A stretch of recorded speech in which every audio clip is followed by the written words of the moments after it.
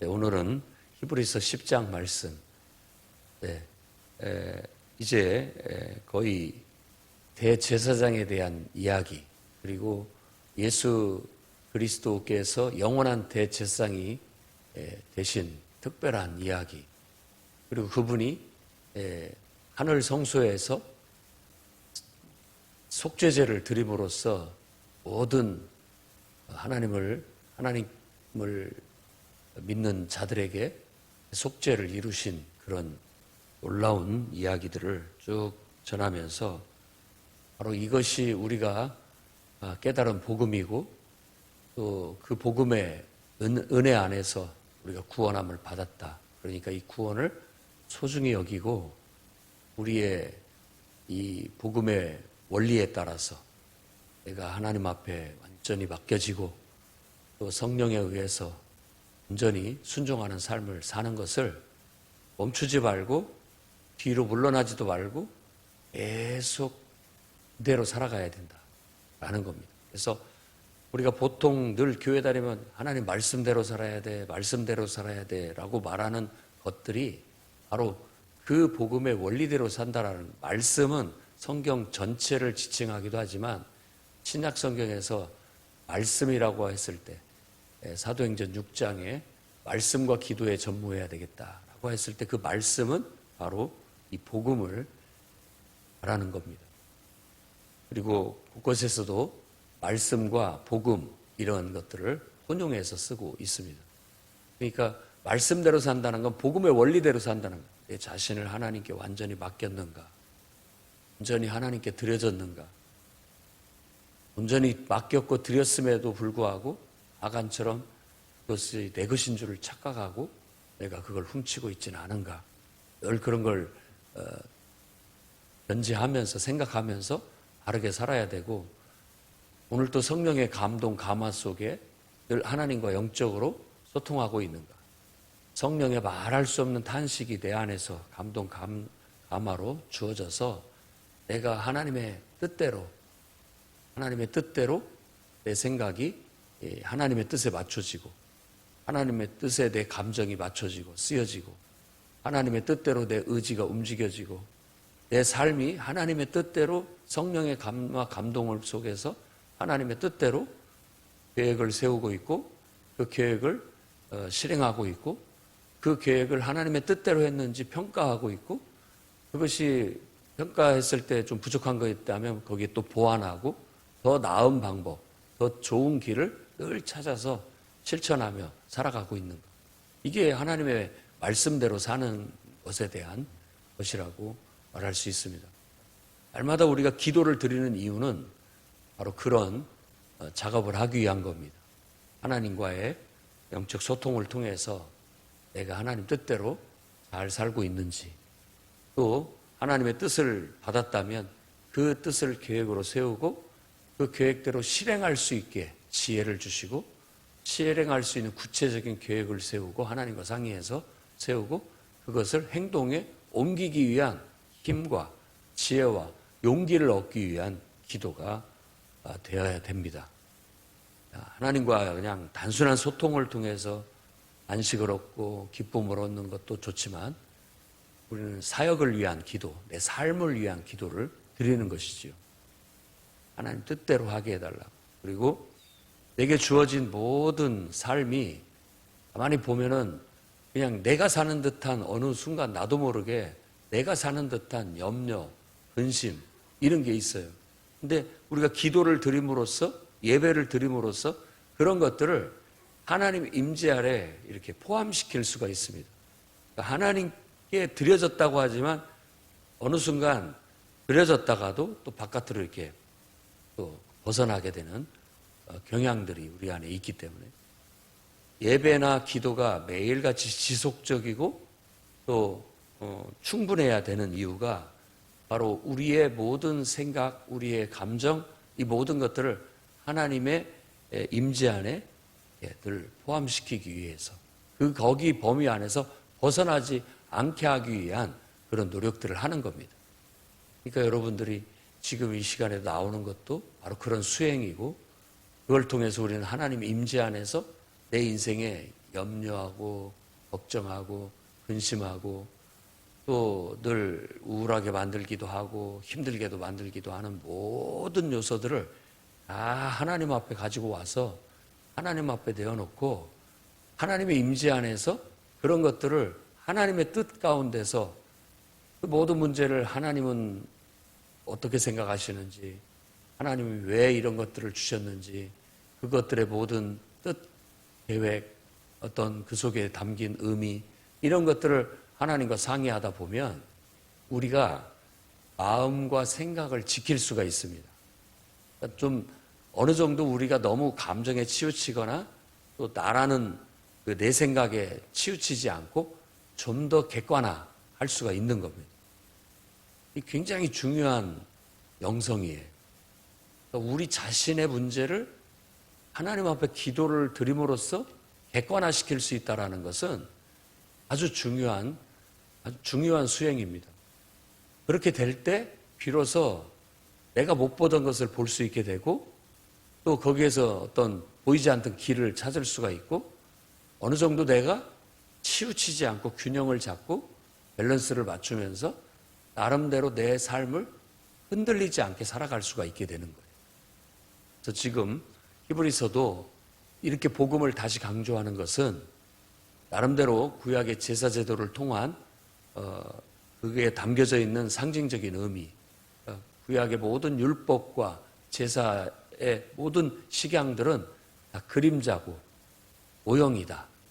그렇게 얘기를 하면서 그것은 결국은 예수 그리스도 그분 안에 있는 구원의 복음의 하나의 상징적인 것이다. 그것의 실체는 예수 그리스도고 예수 그리스도를 통한 복음이다라고 말하고 있는 겁니다. 또 날마다 복음을 우리 속에 가지고 있어야 되고 복음을 제대로 깨닫고 복음의 원리대로 삶을 살아갈 수 있도록 힘써 나가시기를 바랍니다. 율법은 장차 올 좋은 일의 그림자다. 그러니까 참 형상은 아니라는 거죠. 실체가 있어야 그림자가 있는 건데 이스라엘 백성들이 모세를 통해서 받은 이 제사 제도, 성막을 짓고 거기에서 짐승을 잡아 이렇게 하는, 그리고 1년에 모든 그 정해진 규칙대로 정해진 규정대로 예배를 드리고 하나님 앞에 이렇게 하나님과 함께하는 그런 삶을 살도록 했던 그런 모든 제도는 온전한 것이 아니다. 그것은 그림자다. 그 실체는 바로 예수 그리스도를 통해서 우리에게 전파되어지는 복음이다 라는 것으로 지금 설득을 하고 있는 겁니다. 해마다 드리는 제사로는 온전해질 수가 없었고 그것은 해마다 죄를 기억하게 하는 효과가 있었다. 이런 겁니다. 그러니까 율법이라는 것은 그림자 같지만 그게 무시될 것은 아닙니다. 그것이 우리에게 많은 도움을 줬어요. 말하자면 예수 그리스도 그분을 통한 구원의 복음의 실체가 오기까지 그것으로 이끌어주는 역할을 한 거예요. 그런데 유대인들의 실수는 뭐냐면 그것이 몽학선생처럼 실체 이끌어주는 어떤 실마리가 돼서 우리를 이끌어줬을 때 결국은 예수 그리스도를 만나고 예수 그리스도를 통한 온전한 구원을 얻게 되고 예수 그리스도를 통한 온전한 구원의 복음에 도달을 하는 거야 되는데 그들이 그 실체보다도 그림자를 더 실체처럼 생각했다라는 거예요. 그러니까 또 다른 폐단이 돼버리고 말았던 것이죠. 그러니까 예를 든다면 율법을 하나님보다 더 우위에다 둬버리는 거예요. 이 율법이라는 게 하나님을 알아가고 하나님을 섬기는 데에 도구로서 도움을 주는 것으로서 역할로 끝나야 되는데 율법을 신격화해서 율법을 더 하나님처럼 떠받들게 되고 정말로 하나님과의 진실한 관계나 하나님께 참된 순종이나 이런 것들은 오히려 율법 밑으로 내려가 버리게 됩니다. 그러니까는 회칠한 무덤이라고 얘기를 하고 외식하고 있다라고 그렇게 얘기하면서 그들의 잘못된 것을 예수께서 깨우치셨던 것이죠. 우리들도 신앙생활을 하다가 이렇게 정말 우리는 복음의 원리대로 사는 게 목적인데도 불구하고 주의 일을 하다 보면 때로 우리가 하는 어떤 일들이 그 복음보다도 더 위에 가 있어가지고 때로 이런 똑같은 우를 범하는 경우가 있을 수 있다라는 것도 우리가 늘 생각해야 됩니다. 그렇게 중요한 문제가 아닌데 그것은 다 하나님을 섬기는 하나의 수단일 뿐이고 그것은 그저 하나님의 뜻대로 우리가 행하는 어떤 것에 불과한데 그것을 갖다가 하나님보다 더 위에다 두고 그렇게 나가는 것은 오히려 하나님을 우상 섬기듯 섬기는 것이고 그것 자체가 또 다른 우리와 하나님 사이를 가로막는 병폐가 될 수 있다라는 겁니다. 율법은 단순하게 늘 우리가 하나님 앞에 죄인이라는 것을 깨우치는 그런 효력을 발휘하고 있었다라는 겁니다.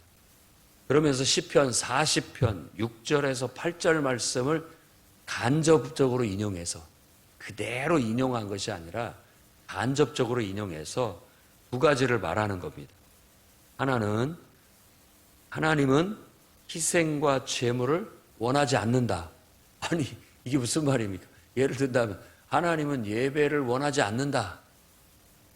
뭐 이렇게 얘기를 한다면 우아하게 생각하실지 모르지만 짐승을 잡아 죽이는 제사 그걸 하나님께서 받으신다라고 하지만 사실은 짐승 죽는 걸 원하는 게 아니라 너희 자신이 죽는 걸 원한다라는 것이죠. 근데 우리가 그걸 못 알아내는 거예요. 우리가 예배를 드릴 때 찬양을 드리고 또 기도를 하고 또 말씀을 듣고 이렇게 하는데 이것들이 온전히 하나님을 향한 것이 돼야 되는데 그러지 못하면 소용없습니다. 그냥 찬양을 부르는 게 아니라 노래를 부르는 것이고 노래를 하는데 사람 들으라고 사람 보라고 나 이렇게 노래를 잘한다. 이 노래가 참 감동적이고 좋다. 그런 데서만 머무르면은 결국은 그 노래가 하나님을 기억하게 하고 하나님의 임재 속에 들어가게 하고 이렇게 내 자신을 하나님 앞에 헌신하는 매개체로 쓰여져야 되는데 찬양이 그냥 찬양 자체를 즐기는 것이 되어버린다면 그거 하나님이 원하는 게 아니죠. 기도도 마찬가지입니다. 기도도 뭐 마음의 위안을 삼기 위해서 한다든지 기도도 또 어떤 사람 들으라고 나 이렇게 기도를 유창하게 잘한다. 나 이렇게 멋진 표현을 잘 쓴다. 라는 것을 드러내기 위해서 한다면 결국은 우리의 기도는 하나님이 그런 기도를 원하는 게 아니다. 정말 마음으로 진심을 다해서 하나님께 내 마음과 생각을 올려드리고 하나님의 생각과 하나님의 뜻을 내 마음속에 받아들이는 그런 기도가 돼야지. 그걸 원한다라는 것이죠. 그리고 말씀도 마찬가지입니다. 너 목사가 말을 잘하나 또 얼마나 또 새로운 얘기를 나한테 해주려나 어쩌면 그렇게 또 설교를 잘하나 뭐 이런 거 들으려고 온 것은 아니다는 거예요. 그런 것을 매개로 해서 그 설교를 통해서 하나님을 알고 그 설교 속에 담겨져 있는 내게 주신 하나님의 말씀을 들어야 되는데 자꾸만 그걸 인간적으로 듣게 된다면 그거 하나님이 원하는 게 아니다. 이런 얘기, 그게 성경의 가르침이고 원리입니다. 그러니까 우리가 본질에 접근하지 못하고 비본질적인 것에 매여가지고 정말 거기서 얻어야 할 것을 얻지 못하고 엉뚱한데 관심을 두고 망해버리고 마는 것이죠. 동상이몽 같은 거예요. 동상이몽. 하나님이 원하는 것은 하나님의 뜻을 행하는 거예요. 하나님의 뜻을 행하는 거.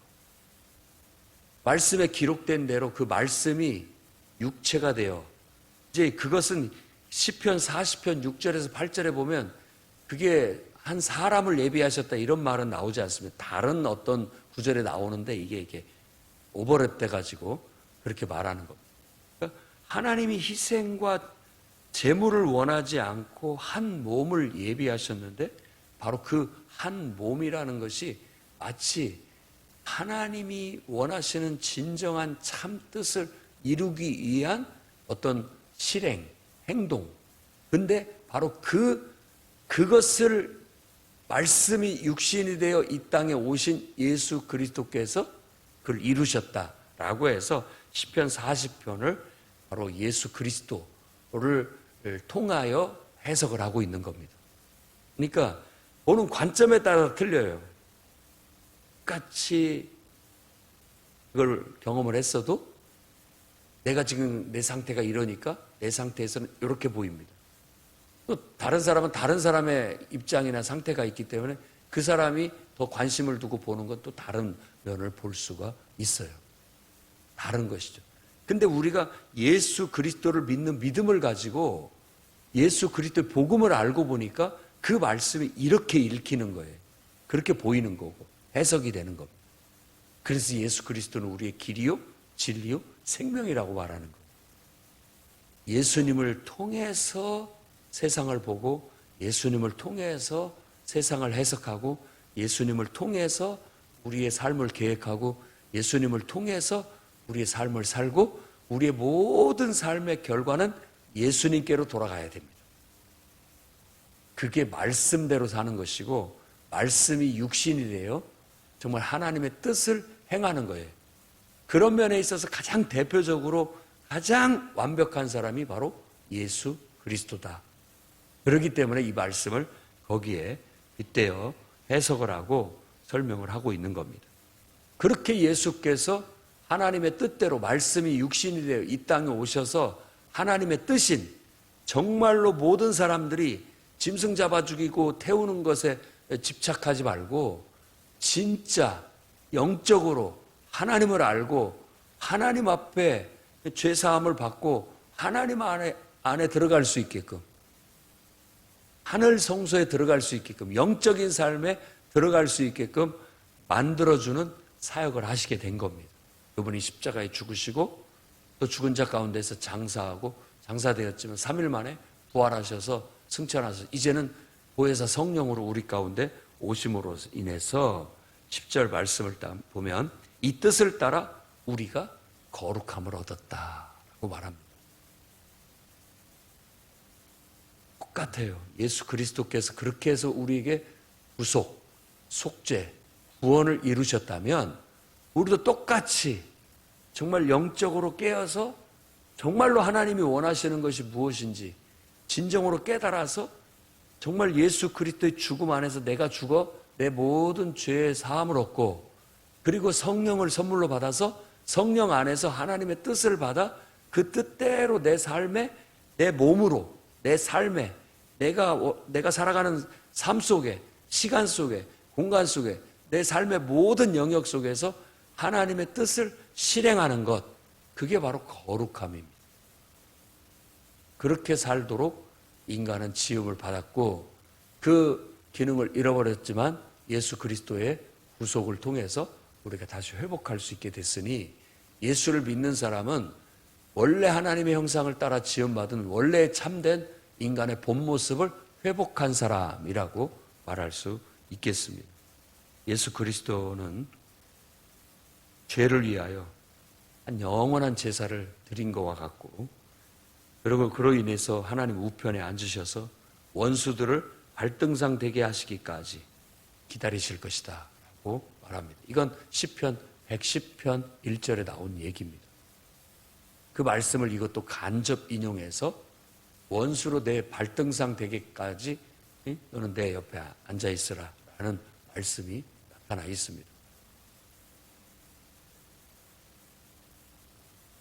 14절 말씀 보면 한 번의 제사로 영원히 온전케 하셨다라고 그렇게 얘기합니다. 예수 그리스도의 정말 그 십자가의 죽으심은 단 한 번 딱 드리는 희생 제사와 같았습니다. 그래서 결국은 그 제사로 예수 그리스도의 십자가의 죽음으로 그 희생 제사로 우리는 우리의 모든 죄는 다 씻겨지게 되는 효력이 나타나게 됐다라는 겁니다. 그래서 우리에게 이제 새 언약이 주어지게 됐는데 이 언약은 에레미야 31장 33절에서 34절 말씀을 인용한 거죠. 그러니까 이 히브리서는 설교 같아요. 구약의 말씀을 이렇게 인용해서 하나님 말씀을 전하고 있는 겁니다. 그 에레미야 31장 33절 34절의 핵심은 뭐냐? 결국은 내 법을 그들 마음에 두고 그들 생각에 기록하겠다라는 거예요. 그러니까 하나님이 영을 우리에게 부어주셔가지고 이제는 하나님의 법이 율법 두루마리 책이 아니라 그것은 불완전한 것이니까 이제는 우리 마음판에 하나님의 법을 써가지고 우리 생각 속에 우리 마음 속에 하나님의 법을 두겠다라는 거예요. 그 법은 율법을 말하는 건데 율법은 하나님의 말씀이에요. 이렇게 살아라는 하나님의 말씀. 그러니까 이제는 우리가 율법을 따라 사는 것이 아니라 성령의 법을 따라서 생명의 성령의 법을 따라서 사는 새 삶이 된 거예요. 로마서 8장의 바울의 가르침과 일맥상통하는 내용입니다. 우리가 성령을 받았다면 우리의 생각이 성령의 지배를 받아야 되고 우리의 마음, 감정이나 의지나 이 모든 것이 성령의 영향을 받아서 그렇게 살아야 됩니다. 그렇게 살면 하나님의 자녀가 되는 거고 거룩한 삶을 사는 성도가 되게 되는 겁니다. 그걸 위해서 예수께서 바로 십자가에서 희생 제물이 되셔서 죽으신 그런 노력입니다. 이유입니다. 우리가 분명하게 그 복음을 깨달았다면 예수 그리스도 안에서 우리는 죽고 성령을 선물로 받아서 영적인 사람이 되어 영적인 삶으로 영적인 참된 예배, 신령한 참된 예배, 영적 예배를 드릴 수 있어야 돼요. 로마서 12장 말씀도 똑같죠. 너희를 산 제물로 드려라. 그게 영적 예배다. 그래서 하나님의 선하시고 기뻐하시고 온전하신 뜻이 무엇인지를 늘 성령 안에서 받아서 그 뜻대로 살아라. 그게 우리가 하나님 앞에 드릴 영적 예배다. 영적인 삶의 원리고 섬김의 원리다라는 걸 말하고 있습니다. 거기에 에레미야 31장 34절에 더 덧붙이는 것 중에 하나가 다시는 죄를 기억하지 않겠다라고 그렇게 말함으로써 이 말에 그 인용한 이유는 다시 죄를 위해 제사 드릴 필요는 없다. 이제 예수 그리스도의 딱 한 번 영원한 제사를 드림으로 인해서 이제는 십자가의 그 죽음 그것은 우리에게 영원한 효력이 되어 우리 자신을 하나님께 드리기만 한다면 우리도 똑같이 예수 안에서 죽고 정말 그분이 부활하신 것처럼 성령으로 부활하신 것처럼 우리도 성령을 선물로 받아서 성령의 사람이 되고 우리는 영의 생각을 하면서 성령의 인도함을 따라 모든 것들을 판단하고 해석하고 결정하고 살아가게 되는 거예요. 저도 이 복음의 원리대로 살려고 노력하고 있습니다. 여러분들도 이 복음의 원리를 따라 살려고 힘쓰시기 바랍니다. 그렇지만 늘 우리는 기도와 예배를 통해서 우리를 돌아보는데 짐짓, 나도 모르게 라고 일단 표현을 해야 되겠습니다. 나도 모르게 내 생각에 빠지거나 나도 모르게 하나님과는 무관하게 그런 것들을 내가 생각하고 또 행동하고 있는 경우들이 좀 나타납니다. 그럴 때마다 다시 자각하게 되고 하나님께 또 재헌신을 하게 됨으로써 하나님의 임재 안에 들어가려고 애를 씁니다. 그래서 늘 생각날 때마다 항상 기도하는 게 도움이 돼요. 여러분 마음의 불평, 불만, 누구에 대한 염려, 근심, 짜증, 원망 다 이런 것들을 기도로 바꿔야만 여러분의 마음과 생각을 지킬 수가 있어요. 성령 안에서. 만일 그걸 기도로 바꿔내지 못하면 더 노력해야 됩니다. 그렇게 해서 우리가 우리 자신을 하나님 앞에 기도로 그 모든 것들을 딱 가져와 버리게 된다면 내 마음과 생각이요 그렇게 심란해지지 않습니다. 그걸로 인해서 흔들리지 않아요. 아까도 얘기한 것처럼 객관화돼요. 그것이 내 문제 해가지고 푹 빠지는 게 아니라 객관화시킨다라는 것은 그걸 내가 통제 가능하다, 그걸 내가 어느 정도 다스릴 수 있다라는 그런 의미가 되는 거예요. 그러니까 기도로 다 나가시면 됩니다. 방언으로 기도할 수 있는 분들은 그런 어떤 마음, 그런 자꾸 치우친 인간적인 생각이 들면 속으로 소리내지 않고도 얼마든지 방언에 익숙한 사람들은 속으로 기도할 수 있습니다. 계속 기도하면 마음과 생각을 지킬 수가 있어요. 그래서 하나님의 뜻대로 살아갈 수 있게 되는 겁니다. 하나님은 이미 마음에 그 법을 두셨다. 그 생각에 기록했다라고 하는 건 성령으로 말미암아 된 거라는 거예요. 성령의 감동을 통해서 우리의 마음 속에 하나님의 말씀을 두시고 우리의 생각 속에 하나님의 뜻을 두고 계시는 거예요. 그러니까 교회 다니고 예수 믿는다면 당연히 믿을 때 성령을 받았느냐라고 하는 것처럼 주님의 영이 느껴져야 되고 그 영을 느낄 수 있어야 되고 그 영과 마치 인격적으로 사람처럼 교제할 수 있는 그런 임재가 필요합니다. 그것이 어느 정도 되면 예배도 재밌고 기도도 재밌고 삶도 행복하고 특별히 문제가 되는 것이 많이 없어집니다. 그런 영적인 영성에 도달을 하지 못하면 예수를 믿는 것 같지만 아직도 인간적으로 예수를 믿는 경우들이 많습니다. 그런 면에서 성숙할 수 있도록 여러분들은 힘써 나가시고 또 주위에 성숙되지 못한 그런 사람들이 있다면 자꾸만 같이 기도하고 또 이 복음을 나누고 이렇게 함으로써 더 온전한 그런 영적인 삶으로 나아올 수 있도록 해야 됩니다. 그렇지 않으면 하나님을 섬길 때 자기 하고 싶은 대로 섬겨요. 자기 하고 싶은 대로 하나님을 섬긴다. 그게 하나님을 섬기는 것이 아니라 결국 하나님은 나의 도구가 돼버리는 거예요. 그러면 내가 위로 올라가고 하나님 밑으로 내려오는 거예요. 그게 아니라 나를 하나님께 맞춰가야죠.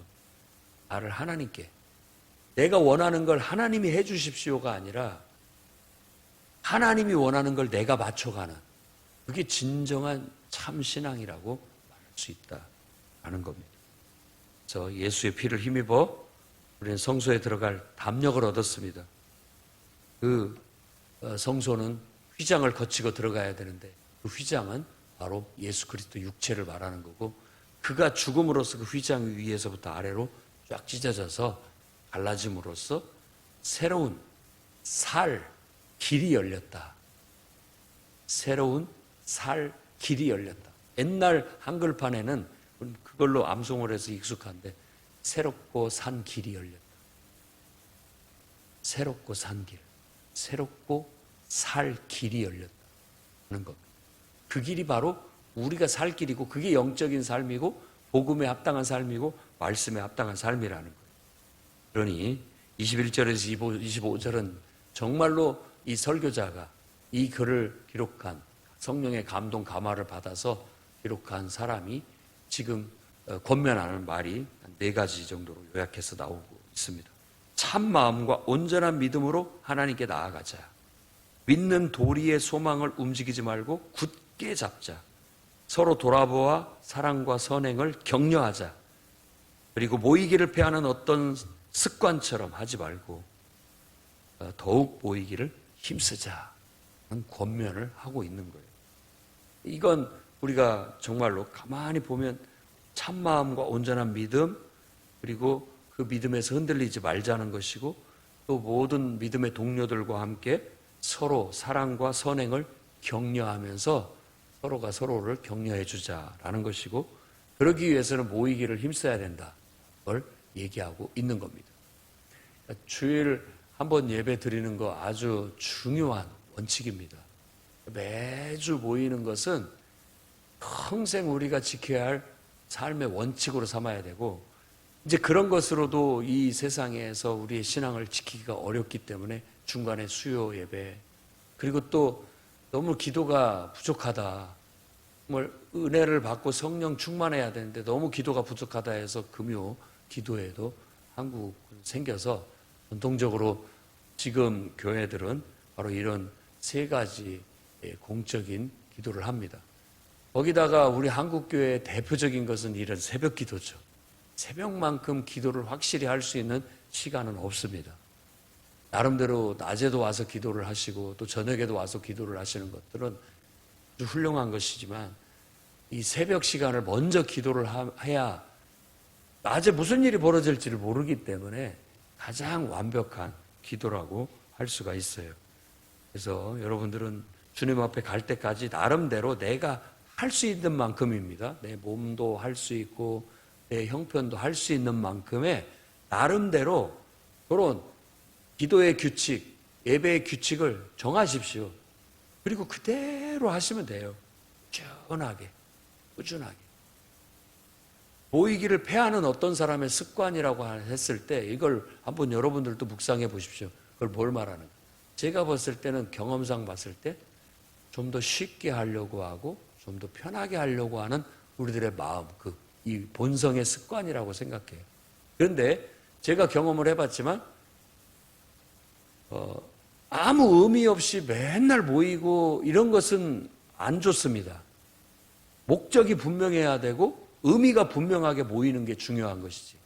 근데 목적도 없고 의미도 없이 막 모이다 보면 오히려 지치게 되고 내가 도대체 왜 이러는 거야 하고 너무 이렇게 확 타오르다가 식어버리게 되는 경향을 갖게 되죠. 근데 내가 장기적으로 이렇게 오랜 동안 장기전을 생각하라고 내가 적어도 이것만큼은 분명하게 해야 되겠다. 하나님 앞에서 감동을 받아서 내가 정했으면 그건 율법처럼 지켜야 되는 겁니다. 그것 자체가 나를 붙잡아주는 하나의 틀이 되기 때문에 그걸 잘 지켜나갈 필요가 있습니다. 여러분 나름대로 마음에 확정을 하시고 나는 새벽 기도를 평생 꼭 해야 되겠다 한다면 꼭 그걸 실행해서 완수해 내가 나감으로써 그걸 통해서 여러분들이 하나님과 계속 깊은 관계 속에 나아갈 수 있기를 바라고, 나는 공적 예배, 수요 예배라든지 금요 예배라든지 주일 예배는 꼭 참석해야 되겠다. 그렇게 정한다면 그 나름대로 무슨 일이 있어도 그걸 지키려고 하는 노력들을 해나가게 되면 내가 그걸 지키려는 것이 본질이 아니라 그걸 통해서 하나님을 섬기는데 온전해질 수 있는 훈련이 되고 매개가 될 수 있다라는 거예요. 모이기를 패하는 어떤 사람의 습관처럼 하지 마시고 여러분들은 딱 정해진 그 모임을 여러분의 영성의 수련과 또 하나님께 더 깊이 나아감과 영적인 성장과 성숙을 위해서 잘 쓰십시오. 그리고 이 땅에서 그렇게 해야만 내가 하나님의 뜻대로 사는 그런 삶을 살 수 있다라고 확신한다면 그 수행을 멈추지 말고 계속 하라는 겁니다. 근데 진리를 알고 짐짓 죄를 범하면, 짐짓이라는 말은 자유의사로 자발적으로 라는 거예요. 대놓고 한다라는 그런 의미를 갖습니다. 죄를 짓는다라는 것은 하나님의 뜻이 분명한데도 불구하고 대놓고 나는 그렇게 못하겠습니다 하고 그렇게 불순종하는 것을 여기서 말한다라고 해석해 볼 수가 있습니다. 대놓고 하나님 못합니다 이렇게 진리를 아는 지식이 있는데, 하나님의 깨달음이 있고 그렇게 해야 된다는 걸 아는데도 불구하고, 그게 하나님 뜻이라는 걸 아는데도 불구하고 내가 행하지 않는 거예요. 그러면 자꾸 퇴보하게 되고 그 끝은 심판이요 불같이 맹렬한 불이다 라고 그렇게 얘기하고 있습니다. 이 사람이 뒷걸음질 치는 게 아무것도 아닌 것 같지만요, 관성이라는 게 있어요. 그래서 내가 한번 멈추면 계속 멈춰집니다. 그 멈춤은 뒤로 퇴보합니다. 달리는 사람은 계속 나름대로 자기 페이스대로 달려간 사람들은 그 관성이 있어서 쉽게 멈춰지지 않습니다. 그러니까 이 문제에 있어서는 지금 뒤에 20절 말씀에서도 그렇고 32절에서 39절 말씀에서도 고면하고 있는 것이 뒤로 물러가지 말라는 거거든요. 뒤로 물러가지 마라. 자꾸 불순종하는 버릇 들이다 보면 이제 나중에는 그것도 하기 싫고 또 그것도 하기 싫고 이것도 하기 싫고 계속 회복해 나가는 거예요. 그럴 때 우리가 딱 깨달아야 됩니다. 적어도 나는 이건 해야 된다라는 분명한 마지노선이 있어야 되고 여러분 나름대로를 지킬 수 있는 틀이 있어야 돼요. 그걸 놓쳐버리면 안 됩니다. 그래서 32절에 전에 고난의 큰 싸움을 견뎌냈던 것 기억해라. 너희들 그거 잘 이겨내지 않았느냐. 비방을 받을 때도 이겨냈고 환난을 받을 때도 이겨냈고 또 많은 사람들의 구경거리가 되고 또 우리 것들을 빼앗기면서 살면서도 너희가 그 모든 것들을 다 이겨내고 지금까지 달려오지 않았느냐라고 말합니다. 너희의 담대함을 버리지 말아라. 그것이 큰 상을 얻게 될 것이고 그 인내가 지금 우리가 사는 이 삶에 꼭 필요하다. 꼭 필요하다. 그러면서 하박국서 2장 3절과 4절을 인용합니다. 하박국서 2장 4절은 아주 유명하죠. 사도 바울도 로마서 1장에 오직 의인은 믿음으로 살리라. 그 말이 나와 있는 게 하박국 2장 4절이에요. 근데 그 앞에 3절까지 인용을 해서 너희의 담대함을 버리지 말고 뒤로 물러가지 말고 믿음으로 구원함에 이르러라 라는 그런 권면을 하고 있는 겁니다.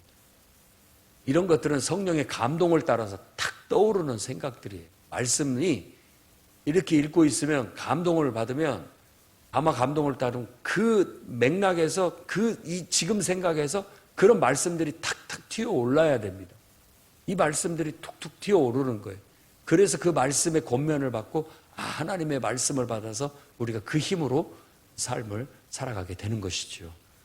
여러분, 예수 그리스도의 복음을 정말 헛되이 받지 마시고 그 복음을 온전히 순종해냄으로 구원에 이르기를 바랍니다.